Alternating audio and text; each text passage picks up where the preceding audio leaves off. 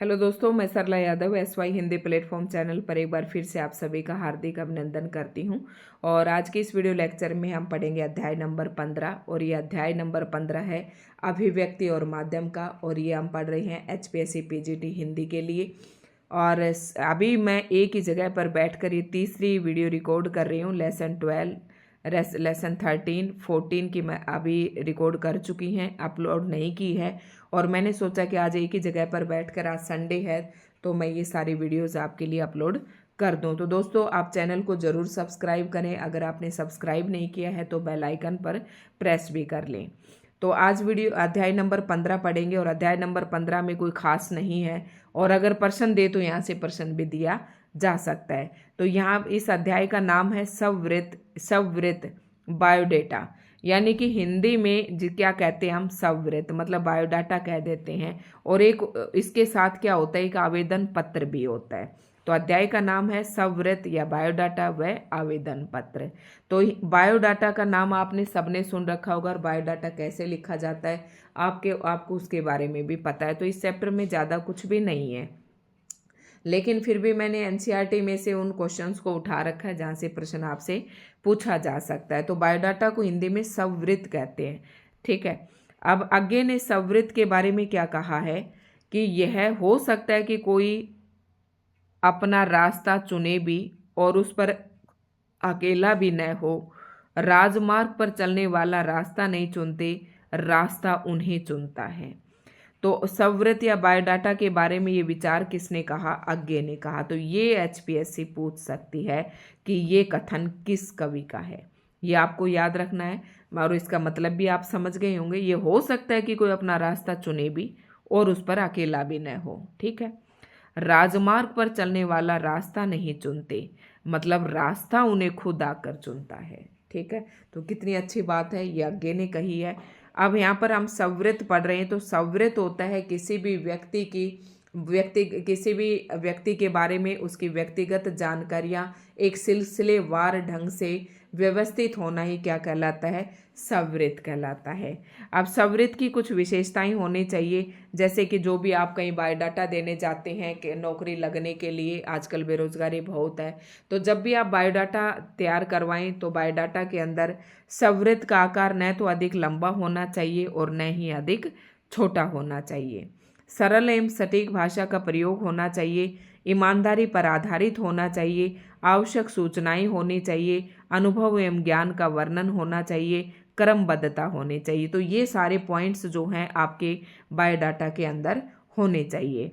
उसके अंदर क्या होना चाहिए कि सवृत की तुलना, फिर नेक्स्ट इंपॉर्टेंट प्रश्न है कि सवृत की तुलना एक दूत या प्रतिनिधि से की जाती है। अब ध्यान से सुनना, सवृत का आकार न तो अधिक लंबा होना चाहिए और न ही अधिक छोटा होना चाहिए।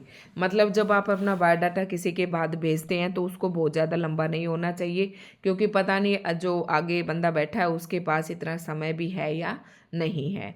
और इतना छोटा भी नहीं होना चाहिए कि उसमें आपकी सारी जो क्वालिटीज़ हैं वो ना हो, ठीक है। सरल एवं सटीक भाषा का प्रयोग करना चाहिए, ईमानदारी पर आधारित होना चाहिए। अगर बायोडाटा में आप बढ़ा चढ़ा कर लिख देते हैं कि मेरे पास तो ये डिग्री है, वो डिग्री है, ये एग्ज़ाम क्वालिफाई किया है, फिर आप जब उसके सामने इंटरव्यू के लिए बैठेंगे और फिर वो आपका बायोडाटा सामने रखेगा तो फिर वहाँ पर पोल खुल जाती है और आपका नेगेटिव असर वहाँ पर देखने को मिलता है। तो जो बायोडाटा होता है वो ईमानदारी पर आधारित होना चाहिए।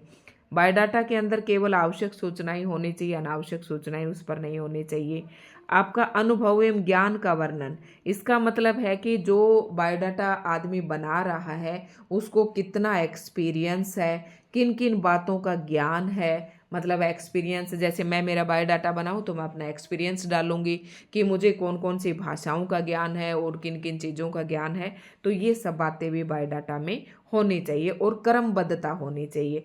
ये नहीं कि बायोडाटा के अंदर सबसे पहले आपने अपनी जो शैक्षणिक योग्यताएं हैं वो बता दी, नहीं। सबसे पहले आपका नेम होना चाहिए, फिर आपका पता होना चाहिए, नेम, माता पिता का नाम, फ़ोन नंबर, फिर आपका पता, फिर आपकी योग्यताएं होनी चाहिए, फिर आपका अनुभव होना चाहिए, ठीक है। तो इस तरीके से बायोडाटा बना हुआ होना चाहिए। और सवृत की तुलना किससे की गई है, एक दूत या प्रतिनिधि। तो इसमें यही कुछ पॉइंट थे। एक तो ये पॉइंट आप याद कर लेना, दूसरा जो लास्ट अध्याय है उसको भी मैं इसी वीडियो के अंदर समेट देती हूँ, क्योंकि उसमें भी कुछ खास नहीं है। इसमें क्या है कि अध्याय नंबर 16 और अध्याय नंबर 16 का नाम है शब्दकोश। तो शब्दकोश जिसे हम डिक्शनरी कहते हैं, आप समझ रहे होंगे, जिसे हम डिक्शनरी कहते हैं। डिक्शनरी के अंदर कुछ शब्द होते हैं, केवल शब्द होते हैं, शब्दों का कोश होता है। लेकिन यहाँ पर कुछ और बात भी कही गई है, उसे भी हम समझने की कोशिश करेंगे। इसके अंदर आपको 3-4 नाम देखने को मिलेंगे। एक तो विश्व ज्ञान कोश क्या होता है, एक संदर्भ ग्रंथ क्या होते हैं, और तीसरा क्या होता है कि बस साहित्यिक कोश क्या होता है, चरित्र या व्यक्ति कोश क्या होता है, विश्व ज्ञान कोश क्या होता है। बस ये नाम पता होना चाहिए।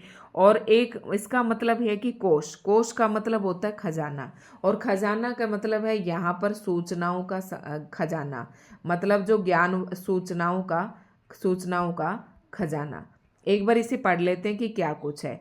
विश्व ज्ञान कोश क्या होता है? विश्व ज्ञान कोश में विभिन्न विषयों की जानकारी क्रमबद्ध होती है। मतलब जो विश्व ज्ञान कोश होता है उसमें भिन्न भिन्न विषयों की जानकारी और एक सिलसिलेवार होती है। जैसे कि आपके शब्दकोश में सबसे पहले ए लेटर वाले होते हैं, फिर बी वाले होते हैं, फिर सी वाले, तो इसे कहते हैं क्रमबद्ध। तो ऐसे ही विश्व ज्ञान कोश में भी जितनी भी जानकारी होती है वो क्रमबद्ध होती हैं। इस पुस्तक में शब्दकोश की भांति ही जानकारियां वर्ण क्रमानुसार दी जाती हैं। जैसे शब्दकोश में वर्णों के आधार पर जानकारी दी जाती है। जैसे पहले क के बारे में हिंदी के उसमें देखें तो ठीक है, हिंदी का एक अलग से अपना रूल है, उसके लिए ऊपर ना मैंने एक वीडियो बना रखी है, तो वो आप उसे देख लें कि हिंदी में किस प्रकार से शब्दों को व्यवस्थित किया जाता है हिंदी कोश में, शब्दकोश में। तो विश्व ज्ञान की बात कर रहे हैं, विश्व ज्ञान कोश होता है, उसमें भी वर्ण क्रमानुसार ही जानकारी होती है। विभिन्न विषयों का ज्ञान क्रम से लिखा हुआ होता है, उसे विश्व ज्ञान कोश कहते हैं। विश्व से संबंधित कोई भी जानकारी चाहिए तो आपको वहाँ पर मिल जाएगी। यानी कि विश्व से संबंधित आपको कोई भी जानकारी चाहिए तो आपको विश्व ज्ञान कोश की पर आपका प्रयोग करना चाहिए। तो एक तो इसमें विश्व ज्ञान कोश था। एक संदर्भ ग्रंथ होते हैं। जिस प्रकार शब्दकोश में शब्दों के अर्थ दिए जाते हैं, उसी प्रकार संदर्भ ग्रंथों में मानव द्वारा संचित ज्ञान को संक्षिप्त रूप से प्रस्तुत किया जाता है। यानी कि जो संदर्भ ग्रंथ होते हैं उसमें मानव द्वारा जितना भी ज्ञान संचित है उन सभी को संक्षिप्त रूप से प्रस्तुत किया जाता है। देखो, जैसे जब हम कोई किसी चीज़ पर रिसर्च करते हैं तो हम कहीं से कोई आंकड़ा उठाते हैं और अंत में हम ये लिखते हैं कि संदर्भ ग्रंथ, मतलब हमने ये बात कहाँ से ली। ठीक है, तो संदर्भ ग्रंथ का हवाला दिया जाता है। अब संदर्भ ग्रंथ कितने प्रकार के होते हैं? एक तो विश्व ज्ञान कोश। अब विश्व ज्ञान कोश की परिभाषा मैंने आपको यहाँ ऊपर ही बताई थी। दूसरा आता है साहित्यिक कोश। इसमें क्या होता है, साहित्यिक विषयों से संबंधित जानकारी, साहित्य से, जैसे हिंदी का साहित्य, अंग्रेजी का साहित्य, तो इसमें साहित्य से संबंधित, हिंदी की बात हो रही है तो हिंदी साहित्य की है। चरित्र या व्यक्ति कोश, इसमें विभिन्न क्षेत्रों के विशेषज्ञों के चरित्रों की जानकारी होती है। ठीक है, बस इन तीनों की परिभाषा आपको पता होना चाहिए। फिर इसमें क्या था कि एक ये है कि आपको अगर कुछ शब्द दे दिए तो आपको डिक्शनरी में किस प्रकार से अरेंज करने हैं। तो इसके लिए ना मेरे पास एक वीडियो मैंने बना रखी है, बहुत अच्छे तरीके से उसमें समझा रखा है कि शब्दकोश एक मतलब ये क्या था कि हाँ, शब्दकोश के अंदर किस प्रकार से वर्णों को व्यवस्थित करना है। तो इसके ऊपर एक वीडियो मैंने बना रखी है, अगर आपको ना मिले तो आप कमेंट करके ज़रूर बताएं, मैं उस वीडियो का लिंक आपके पास शेयर कर दूंगी। वैसे एचपीएससी पीजीटी हिंदी की जो मैंने बना रखी है शायद उसमें ये वीडियो डाल भी रखी होगी। जैसे कि यहाँ पर कुछ शब्द दिए हुए हैं, परीक्षण, परिकरण, परिक्रम, विश्वामित्र, हिमाश्रय और हृदयंगम। तो इनमें से कौन सा शब्द सबसे पहले आएगा आपको ये बताना। तो हिंदी में आपको पता है ये वाली मात्रा वाला शब्द सबसे पहले आता है, तो इसमें अंत जो शब्द है ये सबसे पहले आएगा। मतलब इस तरीके से छाटना, आप उस वीडियो को देख लेना, यहाँ से आप कन्फ्यूज हो जाएंगे। तो दोस्तों आज की इस वीडियो में इतना ही था और इसी के साथ हमारा व्यक्ति और माध्यम समाप्त हो जाता है। धन्यवाद।